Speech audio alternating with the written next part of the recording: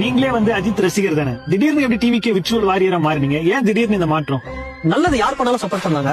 தளபதி விஜய் அவர்கள் நல்ல மனுஷன், அஜித் அவர்கள் நல்ல மனுஷன். 30 வருஷமா வந்து யார் பணத்தையும் ஆட்டையை போட்டு யாரையும் வந்து ஏமாத்தி யாரையும் வந்து அடிச்சு புடிங்க இது மாதிரிலாம் வந்து குறுக்கு வழியில சம்பாதிக்கல. 2 பேருமே நியாயமான முறையில உழைச்சி சம்பாதிச்சிருக்காங்க. தளபதி அவர்கள் வராரு அப்படின்னா நம்ம சப்போர்ட் பண்ணுவோம், தப்பு இல்லையே. நல்ல மனுஷன், நல்ல தலைவர்கள் தேவை. இங்க மிகப்பெரிய ஒரு லீடரா இன்னைக்கு இருக்கிறாரு, ஒரு கரிஷ்மா இருக்கு. எனக்கு நம்பிக்கை இருக்குங்க, அவர் வந்தா கண்டிப்பா நல்லது பண்ணுவார். அதனாலதான் அவர் கூட நிக்கிறோம். இன்னைக்கு வந்து மீடியாவை பார்த்தா பயம் அப்படின்னு சொல்றாங்க.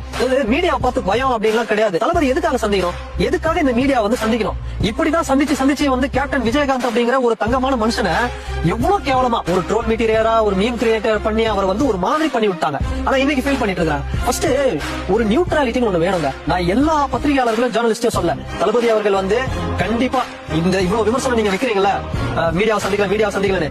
தளபதி நீங்க வேணா பாருங்க, ஒரு நாள் என்ன விமர்சனம் அவர் மேல இருக்கோ, ஒரு சூப்பரான ஒரு பிரஸ் மீட் அப்படி